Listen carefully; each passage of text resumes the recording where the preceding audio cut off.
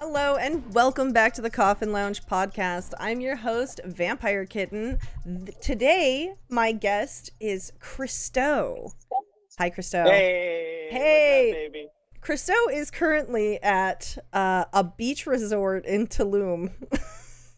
That's right. That's right. Yeah.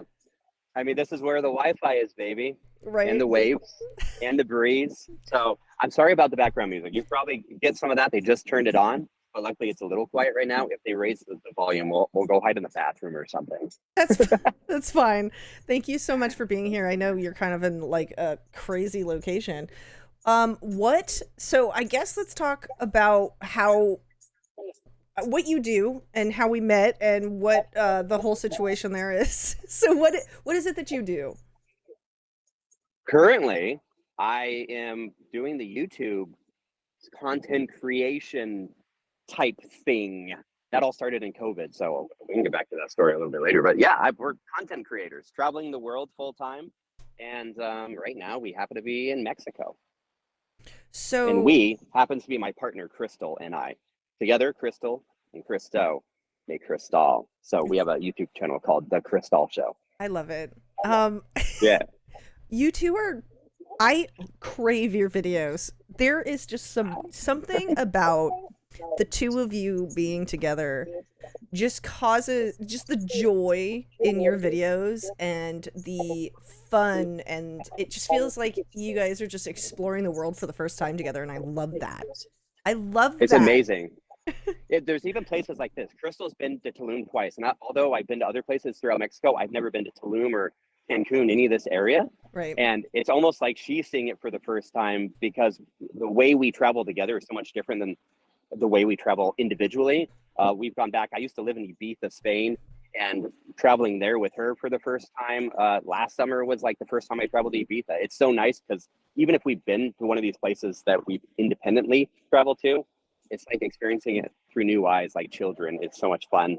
And yeah, we're like, we have this third entity. There's like these two individuals. There's Christo and Crystal, and then there's Crystal. It's like this. It's like a child that we're raising. We're like learning lessons together and growing this. It's more than just a relationship. It's like such a beautiful thing, and we get to experience the world like through new eyes constantly by being together. Yeah, it's magic. It's magic. I sort of feel like that translates really well through your videos. That's why I Does it? get so excited. Yeah, it does. It definitely does. Like Good. the third entity, you can tell like you are exploring together, and that's really cool. Yeah, it's so much fun. Thanks for saying that. That means a lot. Oh, absolutely. Like I said, I crave your videos. They give me just a sploosh of dopamine and serotonin whenever I see them. I'm just like, oh my gosh, these are perfect. This is what I needed today. I like that word, sploosh. Yeah. From Sploosh. now on, I just want to welcome to the Crystal Show. We're here to give you a sploosh of serotonin. I like that. Oh, perfect. New tagline. Yeah, sploosh So it, baby. We're here to sploosh it. so what let's backtrack. Let's go back to the beginning. Where I don't even know how to get back to the beginning because there's so many beginnings. There's so Um many beginnings. How about Burning Man? let's talk When about we Burning met, Man. Yeah, we met at you Burning remember Man. that? I don't even We did. remember which burn it was. What burn was 20, it? 2016 or 17, 20. I think 2016 was my Was first it year. Cargo Cult? I don't No, even we lip remember. balm, lip balm. Lip Balm 2016. You're right. It was 2016. Hmm. Yep. Yeah, I don't even yeah. remember. That was Da Vinci. Da Vinci. I think I it think was Da you were an Vinci. officer. I think you were an officer at the camp. It was my first year. I went with Bike, very, very close friend of mine, Noise Suppressor, is the DJ name. And Right. he and I went, and it was like, I had very little idea what Burning Man was. My dad actually, for years leading up to that, would show me photos of this thing that happened called Burning Man. It was crazy art and these crazy dusty people, and I didn't So know anything more than that. I know your dad. Did your dad bring you to Burn? No, the first year, Bike brought me Okay. to Burn. He's like, hey, I've been to this crazy thing last year. You You're have the to go. perfect person to go with. You're coming with me this year. So we went in 2016 together, and I loved it so much. I'm like, my dad was so right about everything going on here. My dad has to come. So then the next year, I drug my dad out to Burning Man to introduce him to the thing he Yeah, introduced me to in a I weird remember way. And that. Yeah, it was interesting and special experience for sure. It's really cool. Yeah. So, okay, we met at Burn. We spent a Hmm. couple of burns together, and then after that, we just started hanging out and talking and being friends and partying and doing all sorts of crazy like activities, like house parties and the Yeah. boneyard and all sorts of stuff. So it's just life has been wild. You are very into music, right? So how did I actually learned a lot from your DJ? Um, what do you call those? Like videos? You did like little instructional videos that you sent me. Right. Yeah. Yeah. I So have a DJ training course. so I started learning my deck by watching a lot of your videos, and Right. I've kind of experienced a lot now I've learned a lot more, and I'm like, oh, okay, these are really good, they're really basic, and they introduce you to the basics. So how did you get Hmm. started DJing, and what Wow. brought you to making I guess tutorials? Of course. So when I was 14 years old, I that's when I like really fell in love with dance music to a point that I knew this is what I want to do with my life. I want to become a dance music producer and DJ. My dad had always like been planting seeds. He's very eclectic. It can be anything from salsa to jazz to dance music to all sorts of genres. That got me interested in all these different things. But as a 14-year-old, nobody else was into that. Everyone would make fun of it, calling it techno and just boots and cats music. And so I was kind of like in my own realm. I didn't have anyone to like click Right. with. It was just me and my dad. But when I was 14 years old, I was watching a video online of Tiesto, a trance artist, well, he was trance Oh, at the time, artist called Tiesto. And Tiesto was playing to 20,000 people. He had broken some like world record. And the emotion in people's faces as this one man was standing behind these turntables, and they cut the shots of the crowd, and seeing the emotion, the near tears, the love, the passion, the organic dancing that happened. And it was all coming from what this man was doing up on stage. And I'm like, I don't know what he's doing or how he's doing it. I was feeling an emotional connection sitting on the other side of a computer screen. I'm like, that's what I want to do. I don't know how to get there, but that's what I want to do. So I'd been saving up a lot of money to go and eventually be able to buy a car when I turned 16 years old. Well, I took that money that I'd been saving doing mowing lawns and working at a movie theater selling popcorn, and I took all that money, a little over $1,000, and I bought 2 turntables and a mixer and just a couple vinyl records because that's all I could afford at the time. My parents were not happy about it. They, I'm definitely one of those people that like I want to try everything in this life before it's my time. So like I'll go try something, I'll get just good enough at it, or I'll decide I don't like it, and then I move on to the next thing. I And they feel thought that. that's what DJing would be for me. Like DJing, you're going to spend this money that you need for a car or something that we know you need, and you're going to spend it on something that might just be the flavor of the month, and then you're going to lose all this money on this gear. So I understood where they were coming from, but I'm so glad I did it and went the other way. I had no idea what I was doing when I DJed. I sat in front of 2 vinyl records on a turntable. I had to learn from scratch. I could find little articles online, but the internet was still, relatively It young. was There's so nothing like fresh. YouTube. There's Right. nothing like YouTube and all the tutorials out nowadays. So, and if there was any of those resources out there, I didn't know how to access it. So I would just poke around. I had the same few vinyl, like 3 or 4 vinyl records, and I would just spin for the first couple of weeks those same records over and over, different orders of tracks, play with the little tempo slider. I knew it slowed down and sped up, but I didn't understand what DJing was. And then eventually I accidentally synced up or beat matched 2 tracks together. I'm like, whoa, You're whatever like, I that did was, it. that's DJing. I don't know what I just did, but I just did it. And that like totally triggered. I'm like, okay, it's game on. Like I'm going to figure out as much as I can. So it led to me finding a company called Bugsy Productions. This is when I was living in Seattle, and found this company that does DJing, weddings, and corporate events, and not necessarily the forte that I wanted, but you have to start somewhere, and I just needed a mentor. And Right. so I went on with Bugsy Productions. He taught me a lot of the skills early skills that I needed, especially like being able to talk on a microphone, which led to eventually radio and things like that. And one thing after another. But before I was 18 years old, I was DJing in nightclubs. Like I'd have to get brought up to, I'd have to get escorted over to the stage or whatever, make sure I wasn't drinking alcohol or anything like that, because they were, 21 plus clubs most of the time. And so I just felt so cool. Like I'm able to get into the clubs and stuff by being the performer, but I can't get in there as someone to enjoy, some of the artists that I like going through these clubs. So like, sometimes I get booked before the acts that I wanted to go watch, but I couldn't buy a ticket to. So by playing before them gave me an opportunity to watch them. So that's cool. yeah, that was kind of the start. And then as time went on, eventually I went to music production school and got a degree, my bachelor's in music production. And I had more and more people ask, like, you have such a unique way of DJing.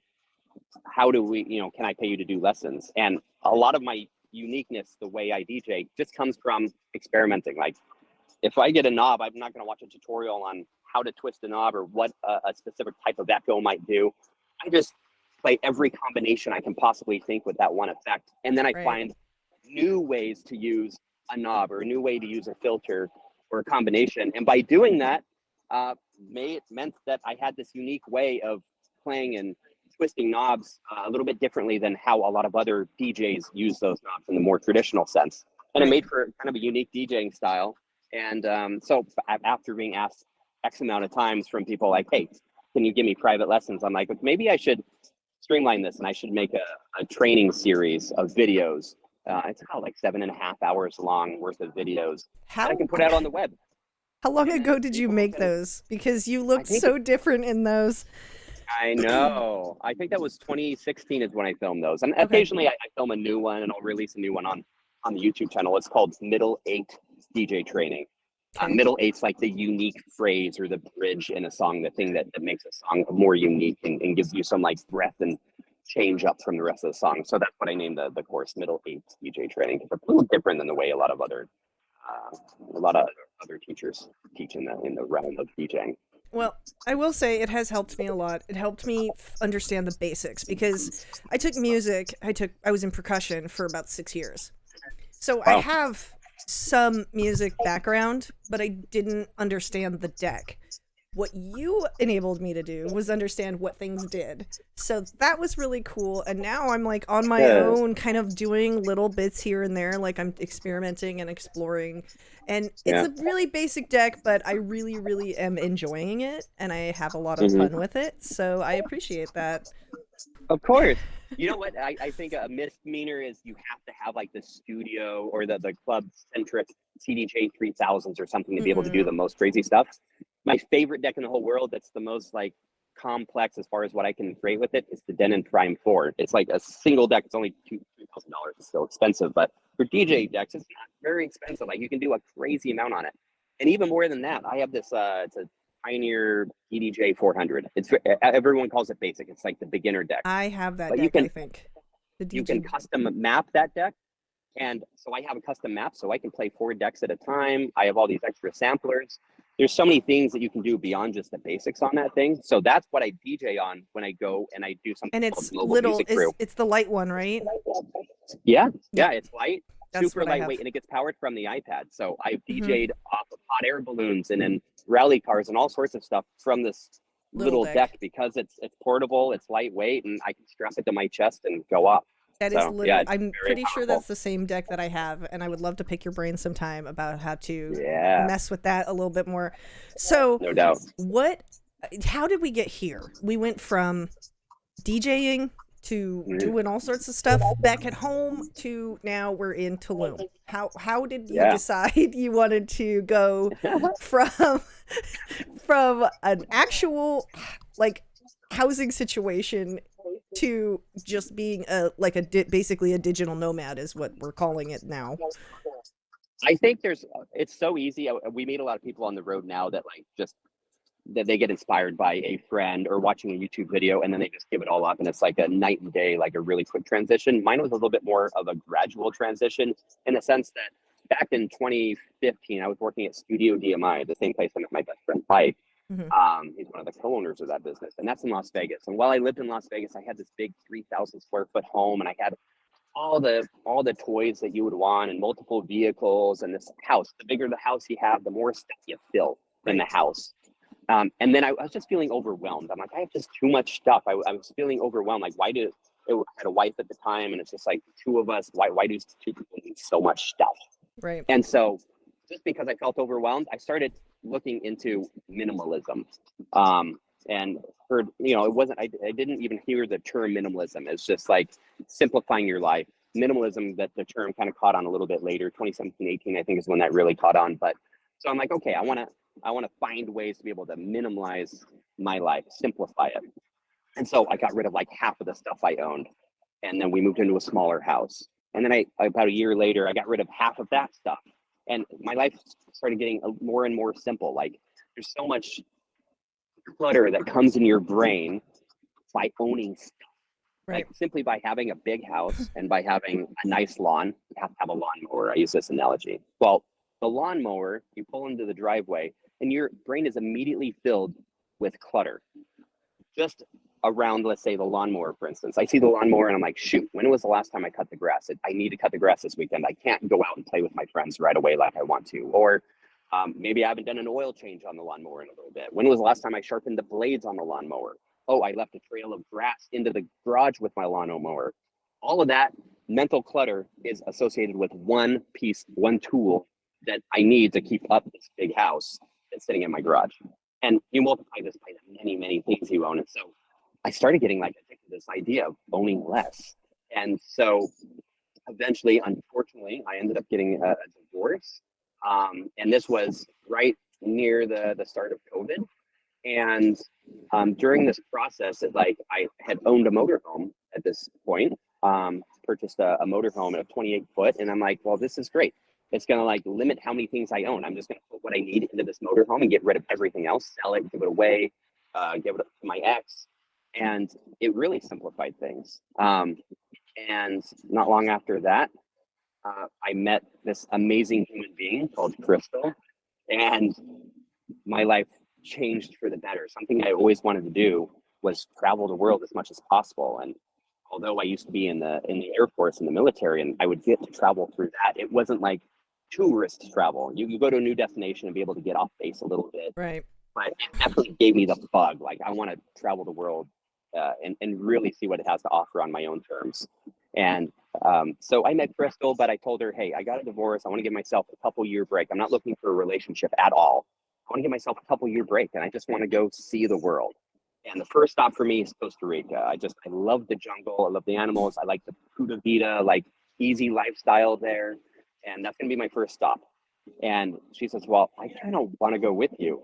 I'm like, really? Okay, like, where's this going to lead to? Well, it led to her quitting her 9-to-5 job, doing a HR position at a really prestigious upscale restaurant in New York City. Right. And I was living in Utah at the time, southern Utah, in the deserts near Zion National Park, a fantastic, beautiful place. But we couldn't be two worlds more apart at this point. But she decided to quit.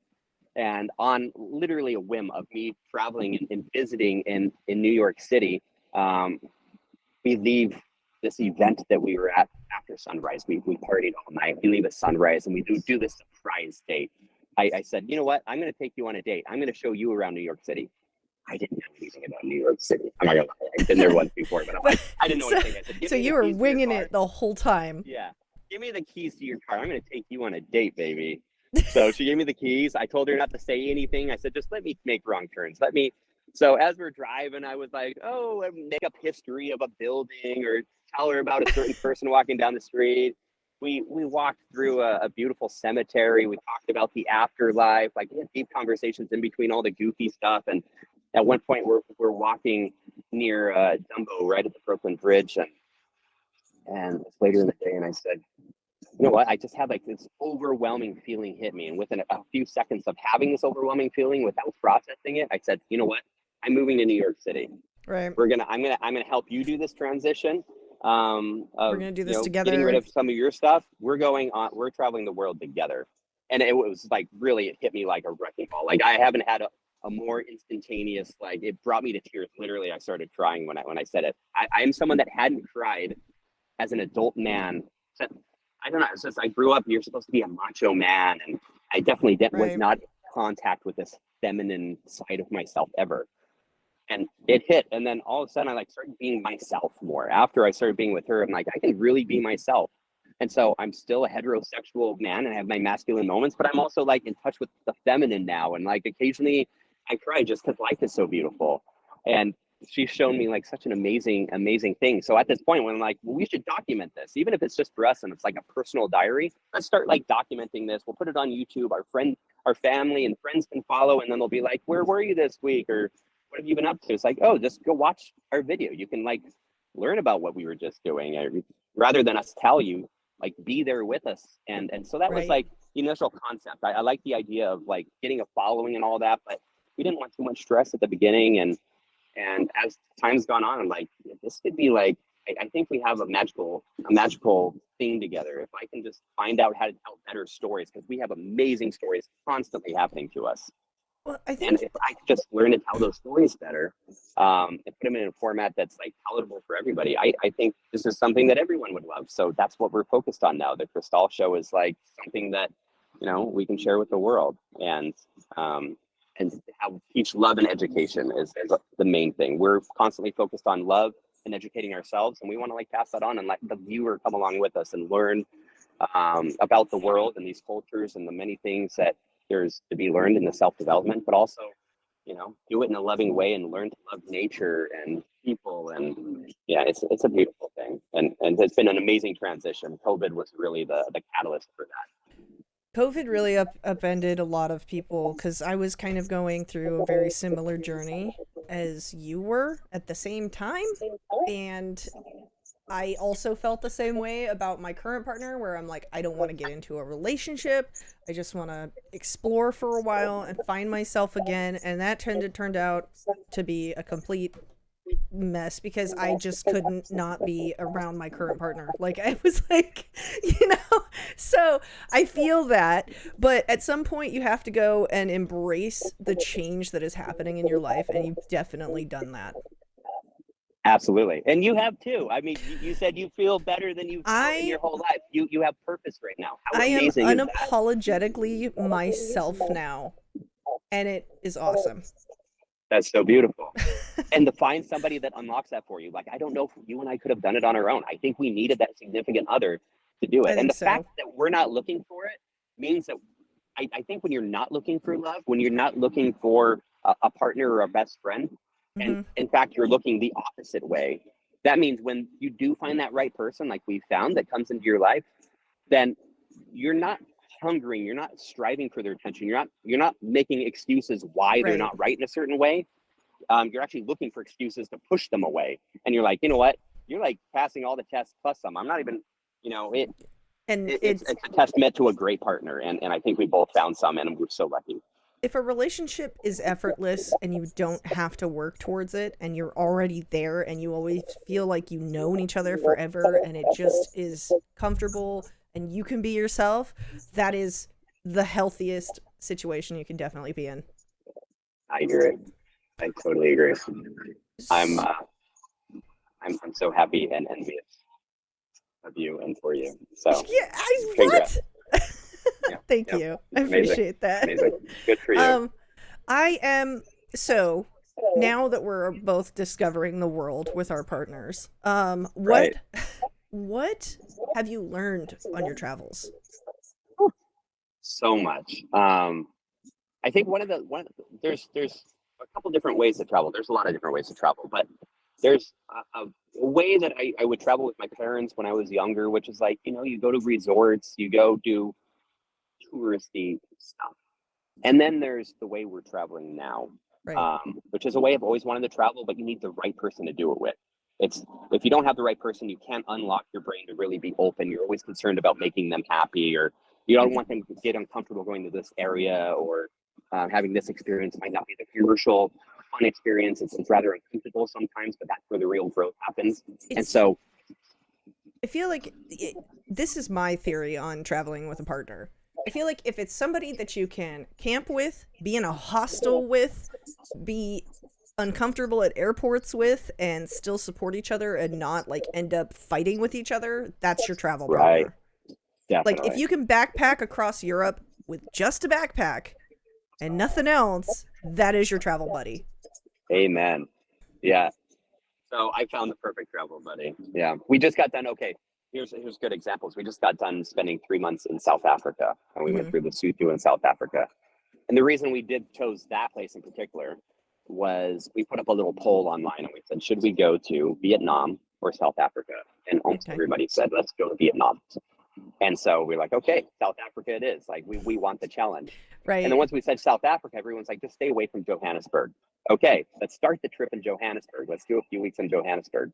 And it's just like, okay, there's a challenge to be had, and there's somebody that wants to get uncomfortable. I think major growth in life, not just traveling, happens when you're uncomfortable. Your brain is turned on to a point when you don't get comfortable. Time actually slows down. The last 2 years feels like, honestly, if I had to, you didn't tell me how many days it was, I would say it was about 5 years, 4.5 to 5 years in length. It feels like it's taken that long to go by. Where right up before I started doing this traveling with Crystal and living my life with her, I had that really stereotypical every year felt a little bit faster than the last. Right. Like every year was getting a little bit shorter. You fall into a routine, and routines mean that things become white noise and then time kind of compresses. But when you're challenging yourself in a new location and new cultures, with new endeavors constantly, and you're really striving to learn everything you can about the other person, time really slows down. It's a lot of processing power. And when you're spending a lot of time doing processing, time kind of stretches. And so I feel like I've found a miracle drug to give myself a longer life. And that is simply by experiencing more stuff and like really trying to process what is happening in front of me all the time. It's really amazing. Okay. So do you have a dream? Because I know you have gone, let me see if I can remember. You've gone to Costa Rica.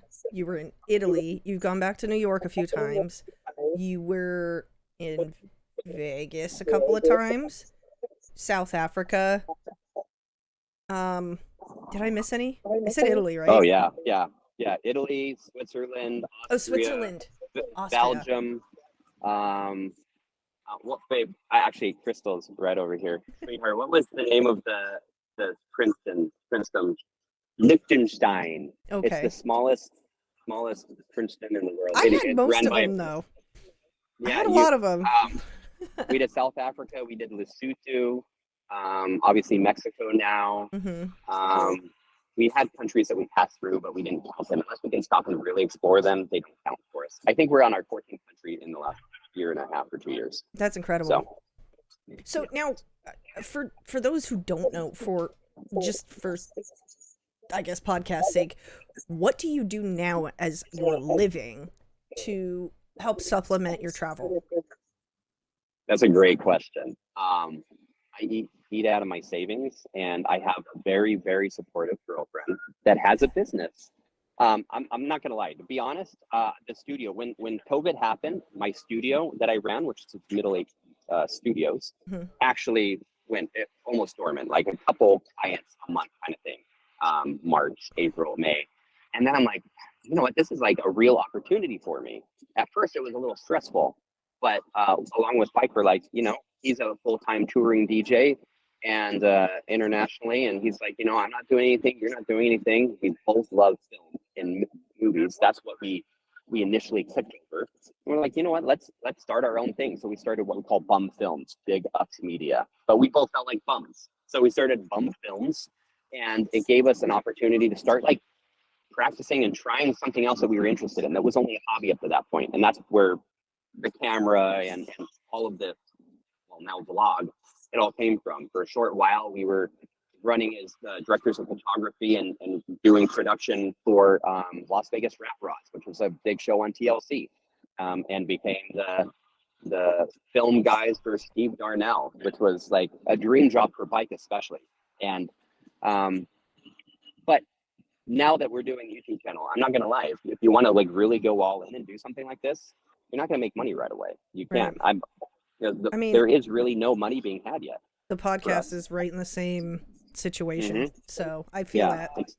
Until you get a proper following, a social following, brands don't want to invest in you, which makes complete sense. You need a proof of concept. You need to really show a track record, and so that's what we're working on right now. Finding our specific look, feeling, and vibe. How do we tell stories? What do they look like? I have a lot of skills now as a camera operator, as an editor, And so like when I do videos for clients, which occasionally happens, those are like my polished, like I'm expressing my skills and using gimbals and such. But that's not what a lifestyle vlog needs. You need to actually like make it feel more personal and dumb it down. And you don't always have time to throw a mic on or light something. It's supposed to be more like on the go. So it's like finding that right feeling and vibe. We're still doing that. We're like, I don't know how many videos we have up now, but quite a lot of videos already. I'll make sure And everybody gets links to all your stuff, Doug just in the Cristaldo on descriptions. YouTube. Right. Thank you. But but yeah, that doesn't make a lot of money. What we are doing, which is crazy because we're very few followers. I think a lot of people think there's like you have to have 100,000 followers or 1 million before you get some really solid brand deals. We're already getting brand deals. I think it's easy for us to ask for trades, for instance, instead of saying, hey, give me a certain amount of money to produce this next video and put you as a sponsor. And so what that means is we just got back from Bacalar Lagoon, and it's right on the border with Belize. It's amazing. It's like this crystal clear water. The sand is like so white, and it's because it's actually like really heavy in sulfur. There's only like 3 fish species that live there because it's so high in minerals. Right. And it was actually our first time sailing. So we went sailing. We stayed at this amazing resort for free. It was essentially a trade. It's like, hey, for a mention in our video, you want to give us this experience? Yeah, right. we'll promote your spot. So we do that occasionally where it's like an Airbnb, or I think this was found on booking.com. You know, it's experiences. We did the world's tallest commercial bungee jump. We do rafting, or we've done, you know, all sorts of stuff that is trades. So we'll work as trades essentially. So that's the way to like supplement. These are things we want to do regardless during our travels. They're going to cost us money, but instead of making physical dollars, it's alleviating some of the dollars we would spend otherwise by operating with some trades with companies. So that's really the only way that the channel currently is providing any source of, let's say, income or alleviating the expenses. But other than that, Bristol owns an amazing American restaurant. It's like a dine out only restaurant in Brooklyn, in Bed-Stuy, Brooklyn, and it's called Home Freak. And she runs that. They just started selling franchises, and so yeah, Awesome. I mean, to the moon with that. Who knows where that goes? And they're really driven on that. So I'm doing their social media there, so that's you know, a little bit of an income generator. But Bristol really is the one that's funding this amazing lifestyle we have, and I'm eternally grateful for her for so many reasons. But that's definitely a big one. Right. So, if you were to make a suggestion to people getting into a lifestyle like this, what would you say? How would you say they start? And what would you say is the hardest thing to do? Oof. I know. Okay. The way to start is actually going to be the hardest thing to do as well. The minimalism is humongous. The less stuff you own, the less overhead you have. A lot of people are like, how do you afford to do this? Well, the cost of traveling around the world and doing a lot of this actually is more affordable than the way a lot of typical middle of the road kind of Americans live. If you get rid of, you know, the extra vehicles, registrations and insurances and the gas money that goes along with it, and the house rent and so many of those other things, if you can alleviate the costs of a lot of that, the upkeep on, you know, the stuff you do, Right. if you can just alleviate a lot of those costs, you realize, well, I actually have like a bit of extra money, and like, how can I reallocate this money? And you reallocate them towards plane trips, or towards Airbnbs, or, you know, a lot of like right here. I'm not going to say Tulum's that affordable compared to a lot of the countries we've been to, but you know, compared to New York City, which is what we call home base, it's much more affordable than somewhere like New York City. You know, South Africa, it's amazing. Some of the places you can stay for pennies on the dollar kind of thing. It's just, you know, our dollar is so much more powerful around the world than a lot of these countries' currencies. But the initial making the decision to cut out a lot of the stuff in your life that you don't currently need, like, you really sit down and think about, how much have I actually used? Right? Choose one item. It can be anything that you own. When was the last time I used this item, and how much joy does it genuinely bring me? Is it necessary in my life? And if it's not, saying goodbye to those things is really hard. When you start, it's really, really hard until you get the ball rolling to say goodbye to things that you own that might be sitting in the closet for the last 3 years and haven't gotten touched. Right. But being able to, and knowing that other people don't put the same value that you do. you hold a lot of value. Like I realized at the beginning, I was trying to sell things similar. They're like, well, they're hardly used. I bought this thing for $400. I'm going to try selling it for 300. Good luck with that. You'll probably get a quarter of what it's worth out of it, Right. what it is to you. And being able to like bite the bullet over and over again and realizing, I'm not going to get nearly the monetary value out of these things. And just get rid of them and just be okay with that, knowing it's leading to a more fruitful life in the future for you, assuming this lifestyle is right for you, then that's a really hard step to take. But I think it's one that's necessary. So it's probably worth trying to travel a little bit before you depart from a lot of your belongings and the things you might store. But even now that we own very little, every time we go back, we store some things in my motorhome that we still own in Utah, and we own some stuff that we store at Crystal's parents in Pennsylvania. And every time we go back to visit them, we're like, shoot, we even forgot we own this stuff. We thought, a lot of these things were necessary to our happiness and essential, but we forget we even own them. And it's like, well, if you forget you own them, how important are they truly to your happiness? So that is a really big step, is being able to say goodbye to a lot of the stuff. And then you're lighter on your feet. You don't have to worry about, I have to get home to winterize this thing, or I don't have to, worry about the landscaping here while I'm gone, or making sure the property manager's paid, or, I'm not saying owning property or whatever is a wrong decision. I think everyone has their own approach to life, but for what it's been for us, it's actually, less is more. That's great. I think that's a valuable advice there. You were talking a little bit about your mobile DJ setup with your little deck. Where have you taken this? Because I've seen some videos. I share them every once in a while. I remember you went to Fremont Street and DJ'd live there. You've done the beach pretty recently. What sort of inspired you to get mobile with your DJ stuff? Oh, the scariest one was when was it Zion going up a mountain with your equipment? Angel's Landing. Terrifying. I was scared for you the entire video. I don't. Good. It was horrifying. Okay, so the DJ controller we call Nora, and the rack I made out of wood in a couple hours one day, and I call it Nora's rack, and it essentially is just straps onto my chest, rests on my waist, and I can walk anywhere with it. I can DJ anywhere with it, and it's opened up some pretty fun, creative possibilities. Years and years ago, I wanted to be able to DJ anywhere. I'm like, I was getting into video enough that I'm like, it'd be great to just film DJing anywhere. Right. And there was, I've seen one or two videos up to this point of people doing it and really planted the seed.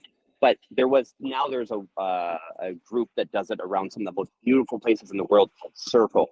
And I think they're maybe Spanish, but anyway, there's such amazing locations, and then they've kind of like fueled a bunch of other people doing it. But before these guys came out, I filmed myself like in the middle of the desert.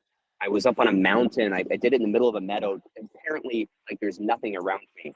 And it took a while before I could actually do that because I didn't have access to a generator. I don't want to be running a generator in the middle of nowhere and getting all my gear out to the middle of these places.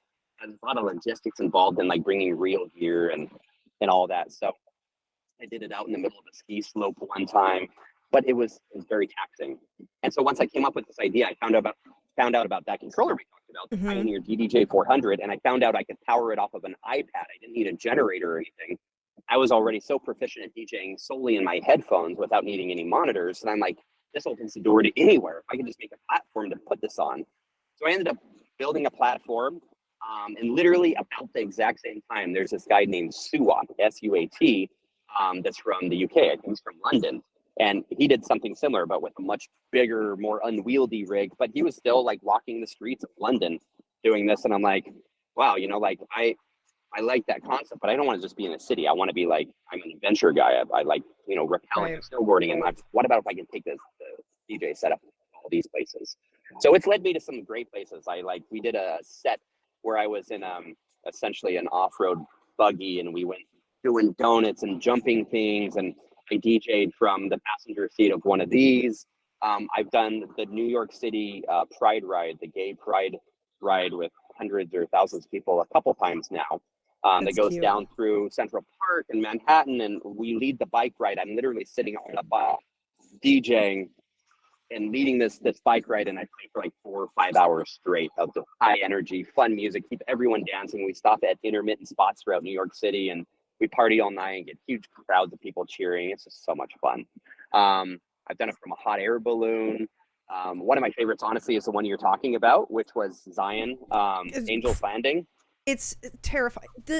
You're walking, but looking at your deck on these tiny, tiny little pathways that are probably, some of them are probably not even pathways. Yeah. Scary. I don't know. It's actually known as one of the most deadly hikes in America. People die every year off of that. They fall off of it. At one point, you have like 1,800 or 2,000 foot cliffs on either side of you, and at one point, I think it's like 4 feet wide. The rock is. So you're going along this rock, and it's got sand on the sandstone. So there's some change to guide yourself, so you're not slipping off either side. That's probably like the most dangerous part of it. But I mean, it's quite a dangerous route. But I've done it. At that time, I'd done it a handful of times with nothing mounted to me. And so this day in particular, it actually was snowing on the way to it, driving into Zion. And I'm like, I don't necessarily want to be hiking on this in the snow, but luckily it lit up before we got to the trailhead. You can definitely see there's a bit of snow during the hike. It was very cold. I could hardly feel my hands DJing it, but it's maybe like a 2.5 hour DJ set where we start at the bottom, just record live until we get to the very top of the summit, and sitting up on the summit and DJ for a while. Yeah, I've DJed from in the ocean, all sorts of stuff. But yeah, you should put a link to that video. It is a lot of fun. What is the YouTube channel that all of that is on? Mobile Music Crew. So MOBILE, music spelled normal, and crew is with a K. So KREW. Got it. I will put it in the description below. Yeah. Actually, we have a lot of fun with that. We're going to be doing some pretty cool ones in New York City when I get back to New York City. So, yeah. Do you travel with your? Obviously, you travel with your deck, right? Sometimes, just depends on where we go. Believe it or not, we don't check bags when we travel. Minus Africa, we've never checked a bag, and we only did that because it was stuff we were donating. So it's just a small carry-on bag with clothes and such, and then a backpack with all my computer for editing, my cameras, drone, all that kind of stuff in a backpack, and that's what we live out of. So because of that, the Nora doesn't come with us very often. But if it's an easy enough trip and I know we're going to be stationary enough to make sense of having her with us, the little DJ controller, then we'll bring her as well. Very cool. So when we first met, I met you at Burn, and then we our little Burn community has become a separate sort of Burn community on its own. Called Boneyard, and it's basically become this family. What I really love about Burning Man is the people that I've met at the Burn are really human. Does that make sense? Absolutely. Okay. They're like you said earlier, they're unapologetically themselves. Yeah. And they're not afraid to tap into like this childish mindset and don't worry about people judging. And I think that makes some really interesting traits when you're going to meet another person. You can cut through all the bullshit and get right to who is that person and how can they add value to my life, or I add value to their life. Do we click? And you're not pretending. You're putting on this persona to impress somebody. In addition to that, the 10 principles are something that we kind of all follow, not just at the Playa, not just at our other little regional events, whatever. It's something that we have all adapted to our lives as kind of, I know it's kind of silly, but it's kind of like our life gospel at this point. Like, there are points in the principles that make you consider others and consider yourself and consider your family and consider just the moment. And I think that I was talking to somebody else about how the Burn sort of changed my life for the better, and it's allowed me to meet just incredible people who we have real human experiences, which is really amazing. It is, yeah. Without a doubt, it's changed my life. Like, just like you said, some of the people I've met have opened doors. I mean, Crystal was met through burner. She wasn't a burner actually when I met her, but she has that burner personality. She just, because of COVID, had never had the opportunity to really go in that period of time, and has done plenty of burner related stuff since then. But that was all introductions through burner family that I had made. We call them burners, but it's just genuinely just amazing, interesting people. You can sit in a circle of people and everyone talks on the same level. You feel like everyone has an equal seat at the table, Right. but you also don't know who these people are. Sometimes these people are honestly, people that have $500 million to their name. Other people that, might be lawyers. Some people might work in catering. Some people might work in McDonald's. You literally have no idea, and everyone treats each other as equal. They put aside all the bullshit that you get in the what we call the default world, and these expectations of, well, you're a lawyer, so I should talk up to you because you probably make X amount of dollars and have this type of house and this type of car. But we literally give zero shits about any of that in the community. It's like we judge each other on who you are as a person.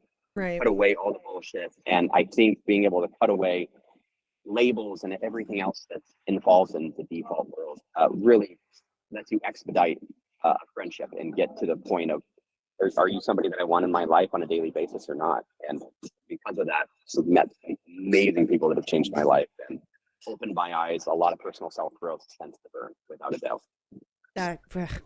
Amen. I feel that on like a spiritual level that I can't even describe. So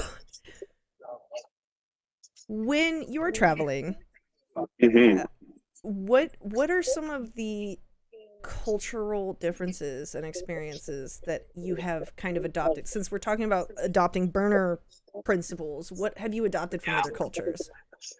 Okay, so I started alluding to this a little bit earlier, but I'll get back to it. Like in South Africa, for instance, we had like a big mind shift change on like what we wanted to get out of our future voyages when we went to South Africa.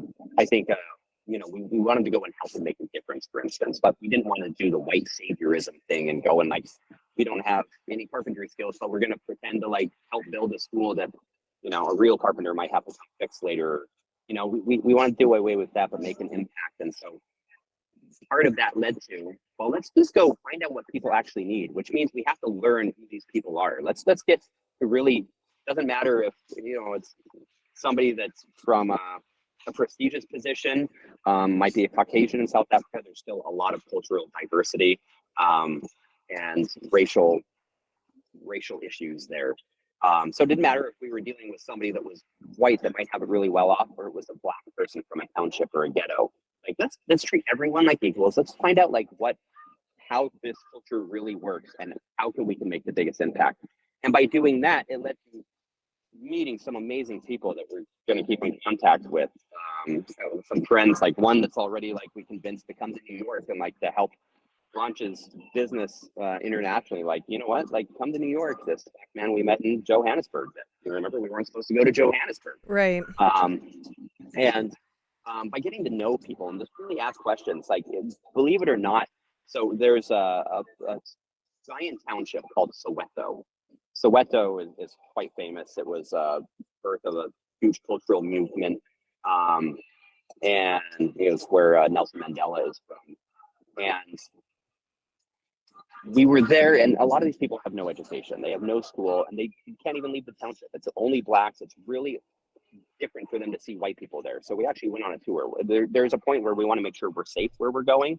Well, we get into some of these encounters, some of the places we're going, because we are so different, or we might be perceived with money. And in places, some of these places, people get killed literally over a pair of shoes, having a nice pair of shoes. And it just happened just before we went to one of these townships.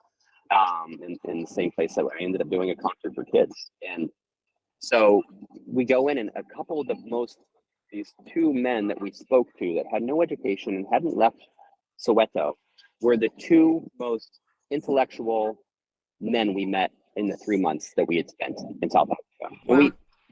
And they had no real formal education. There's some great thinkers and people that like, they're hungry. You see a lot in New York City, these people that come in and they came from little to no education and $10 in their pocket, and they're the hardest workers, or the people that are hungriest to learn and really make a change for themselves. And they become so much more than a lot of these people that are more or less with golden spoons in their mouths. They're from New York City. And it's really amazing to see. And that, you know, by staying hungry and being willing to learn about people, about the world around you, and, you know, question, like, hey, I might be from this community, but what this community is saying they're doing, is it really right? And so a lot of the places that I've come from and the ideology I was raised with, I actually question on a daily basis. And we have real intellectual conversations, Crystal and I, about these things that, like, I don't think a lot of people in our positions question. They don't. Ends up making us side with people that you might think are scary or otherwise, you know, wrong. And I think that's been a really big thing for us. It's like learning a lot of the happiest people we've ever met are also, in our eyes, might be from America. And you see on a commercial with the Sarah McLachlan song should be like some of the most unfortunate, sad people in the world. It's like, you know, actually, a lot of these people, I think, should have more genuine happiness than a lot of individuals that might be making six figures back at home. Right. And you realize a lot of your happiness doesn't come from, you know, what you have, you know, bank account or what belongings you own, but it comes from in here. And being able to realize that mental health is your responsibility.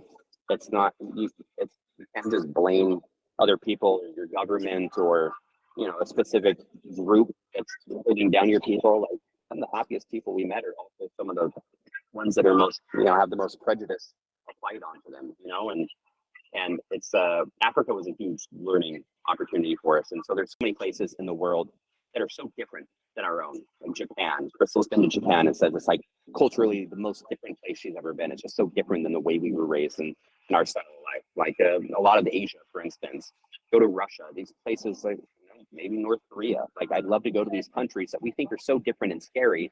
Like, maybe it's not as scary as we think, and you really open your mind to their way of life or understanding their situation, and you'll understand they are the way they are. But the one thing that rings so true is, doesn't matter where we go, whether it's third world, first, second, people have the same needs and desires. People just want to feel loved and seen and cared for. And you know, of course, money is an amazing tool and can help you achieve a lot of these things, but it's not necessary. And I think it's a really beautiful thing that people have taught us, and culture around the world has helped us become better people, individuals. I think that is amazing. I think we could learn a lot from other cultures, and there is a lot in American media that I know does not exist outside of America. And I don't think people think enough about other people, just in general. They only think about themselves. The media really just wants to focus on the bad. We've got all these people who want to white knight and help, but they're not really helping. So I think it's really important that we take and listen to people who have been there and take those lessons to heart, because, like, it's just hard seeing one aspect and not being able to experience the other. Right. Yeah. And if you're like me, and I think a lot of people are, we're all kids at heart. And someone can tell you a fire is hot, but it's not until you put your finger near the fire and you're like, wow, that hurt. That actually is hot.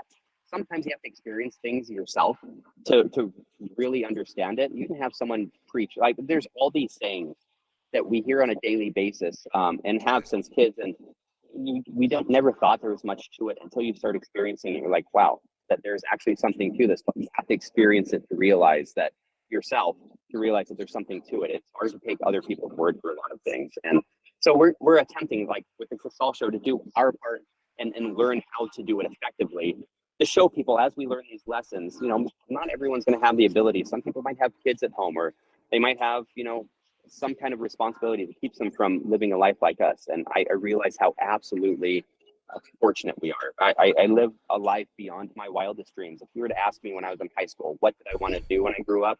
I would have said a DJ and travel the world, but I never would have realized I would be getting the kind of personal growth and interactions with people and doing the things that I'm doing had at that age. I just live a life beyond my wildest dreams. And I realize a lot of people might not be able to tap into that. I do think it's something you have to tap into, but life circumstance has to offer it as well.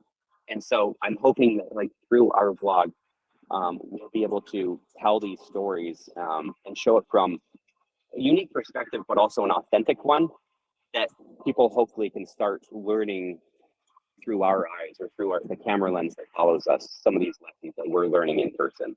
But the world is truly a unique place, and there's so many cultures and so many different ways of life.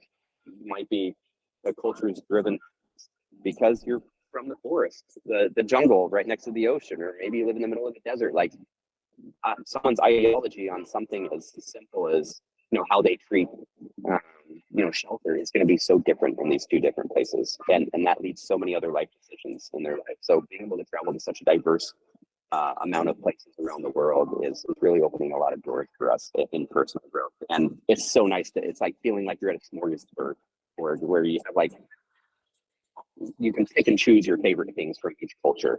What do you like and what don't you like? But you also start seeing trends and patterns with each one, and start understanding it's not an issue with a culture or region. It's actually like a human condition. Certain things are human conditions. Right.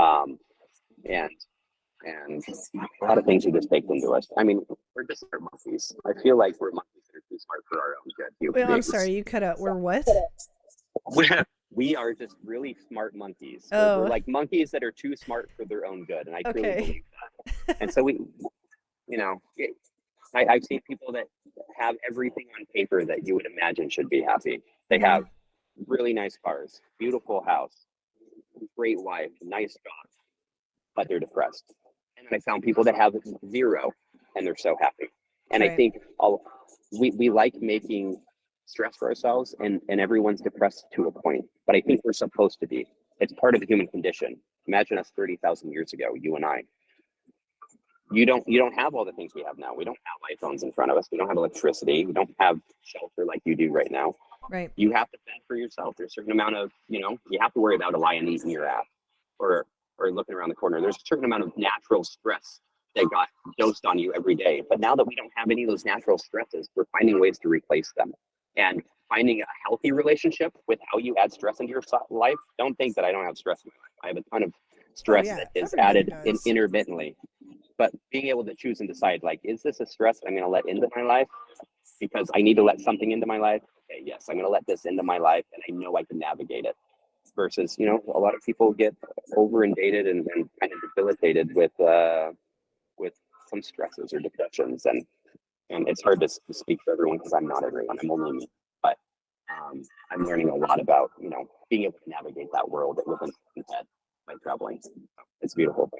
That's amazing. Yeah, I always describe myself. I'm a self-described Chihuahua. Everything stresses me out. Like, you know how Chihuahuas are like, they shake when they're cold, they shake when they're excited, they shake when they are uncomfortable. That's me all the time. So I have been making a better effort to be less like a Chihuahua. And I'm trying. More like which breed? Which breed do you want more like? Well, I love my dog. I definitely feel like I could learn a lot from I have a corgi. I feel like I could learn a lot from him because while he has his moments of like nervousness, he is more of an explorer and he is a lot less stressed than a Chihuahua. So like, I want to be like him when I grow up. Be a corgi. I want to be a corgi. Dog. I want to be a hardworking corgi. Did you? So you know exactly what I'm talking about. Everything stressed the dog out. Like, oh wait, I'm getting a fresh bowl of wet dog food. I'm stressed out. Just everything stressed that dog out. Yeah. You know when we met last night for the first time? We were walking through Toontown. We met one of the Mexican hairless dogs. It was the first time I've ever seen one. Have you seen those? Yeah, they're crazy looking. They're crazy. They have like little patches of random hair. And it feels like neck skin. Besides, they don't have sweat pores, so it feels like dry neck skin. The whole dog. It's crazy. I don't know what their lifestyle is like, but maybe I'm a Mexican hairless dog. I don't know. Okay, perfect. That's hilarious. Was this like a feral dog that you met, or like somebody owned it? She was just one of the shops we were walking by. Crystal's son. She's like, we got to go back and touch that dog. So we went back and touched it. The owner of the shop was sitting out in front and was telling us all about it. It's like, they That's see it here in amazing. Mexico. It was like the Mayan saw it as like a sign of angels or something like that. So, I mean, it's got like a pretty cool story, but without a doubt, it's like one of the ugliest dogs I've seen. It is so ugly. It is ugly. I like that you got close to like kind of whisper that just to make sure nobody heard you. It's ugly. But I think the dog embraces it, which is beautiful. You know, like, you know, there's going to be ugly people. I know I'm not the prettiest guy, but I embrace it. Like, you know, whatever. Everybody's different and lovable in their own unique ways. Yeah, you just got to embrace it. All right. Well, let's where are you going next? Back to, you know what we just did? Hmm. We just got an apartment in New York City, dog. What? Yeah. What? So Yeah. you're okay, so you're going back to home base. We're going back to home base. That way we can just sublet it out whenever we're out of the city. So Perfect. hey, you want to sublet New York City? Hit us up. We're in Brooklyn. But no, we're going to be going back to Brooklyn. And then at the end of next month, I'm going to see you I know. in Arizona. I know. I'm excited. Yard, baby. We are going to be, I guess I guess I could probably tease this. We are fundraising for an art car. That's what we're doing. Mm-hmm. Explain what an art car is for someone. So an art car is a vehicle that is typically anywhere between a golf cart to a school bus to a flatbed truck, semi, whatever. To a 747 airplane. To a 747 airplane. Well, technically that wasn't really an art car. It was more of a stage. No. They moved it around. I mean, they got registered as an art car. Did it really? They did move it around. Oh my gosh. I never even went in it. It was so packed all the time. So I was like, nope. But basically you take a shell of a vehicle and you build a mutant vehicle. You build something on it, a stage, a platform, a couch, stands to watch other people. It could vagina. It could be a roll. Yeah, it could be giant fish. It could be a shark. It could be a butthole. It could be anything. Like a butthole. That sounds like a really shitty art car. Yeah. But it could be anything, and most of the time it has a sound system. Most of the time it's got like a hangout space. It's got bike racks on it. Whatever people decide to make. And they literally cruise around the playa, typically, or even other festivals, and they just are rolling party buses, basically. Rolling pieces of art. So we're gonna be doing that. Radically modified vehicles. I love them. And our friend Spike, my amazing friend. He's invited us out to the boneyard. I love him. So, like, he's like, talk about personal growth. So much growth of mine has come from just watching this man. He's like, he's lived 3 amazing, like, individual lives. You're like, how's this all one person? I won't get too much into him. All you need to know is, Spike, you're amazing. If you're listening to this, I love you. And this man owns the boneyard, and he wants to build a I'm just gonna clip crazy that and mutant send it to vehicle. him. Send it. Yeah. There's a soundbite. Throw it up on Reels. I will. With just a quick photo montage of him, like, halo jumping out of airplanes and DJing in front of tens of thousands of people and racing MotoGP bikes. Like, the guy's insane. He's awesome. Insane. And he's like the most humble dude I think I've ever met in my life. And he's about this big. Maybe about just that big. A little Italian man. Oh, yeah. He's cute. He's very cute. He is. He definitely is. I'm gonna have to show pictures of everybody doing crazy things. Like Super Mario. Pretty much. That would be a great costume. We should totally make him a Super Mario costume. Oh my gosh, and then bring it. Woof.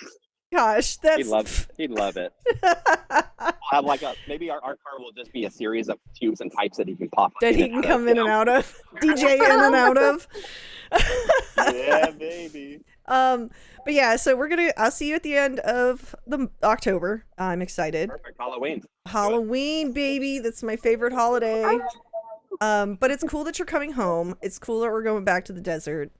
It is exciting. I'm excited to see Crystal again. I only met her one time at the boneyard, actually. She's adorable. You want to see her right now? Absolutely. Does she want to be on the podcast? No, she probably doesn't. But I'm gonna flip the camera. You ready? She doesn't know I'm doing it. Oh, she knows now. Hi. So that's the other half. Mean girl. That's the other half of. Any guys watching right now? Sorry, dude. Oh. Sorry. It's mine. What do they do on the old rap videos? Like, Yeah.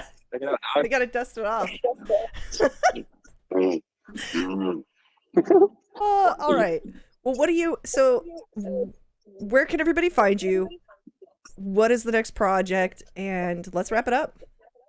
Okay, let's wrap it up. So much stuff is always in the works, but I'm going to keep it so simple, and you'll find out everything you need to know about me. Are you keeping through this it minimal? one handle.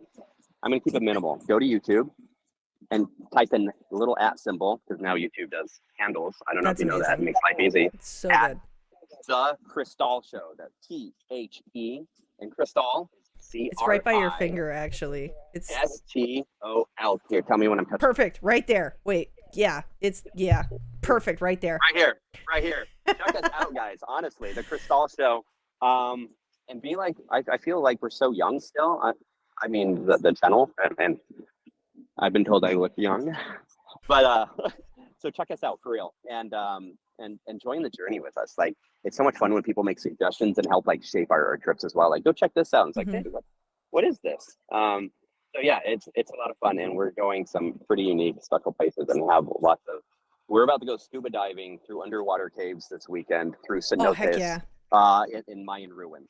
So like that's literally this weekend's plan, and of course it's going to be filmed. So yeah, we got crazy stuff always going on. So check it out, and thank you for having me on the podcast. Thank you for helping me out this week. You're amazing, and I look forward to seeing you both. And thank you for joining the podcast. Of course. All right. Thank you for joining the Coffin. Bravo. Bye. Thank you for joining the Coffin Lounge podcast. We are on episode 12. Please subscribe on Spotify. It's on iTunes and YouTube if you want to watch. Thank you again for joining me, and I will see you on the next one. Bye, everybody.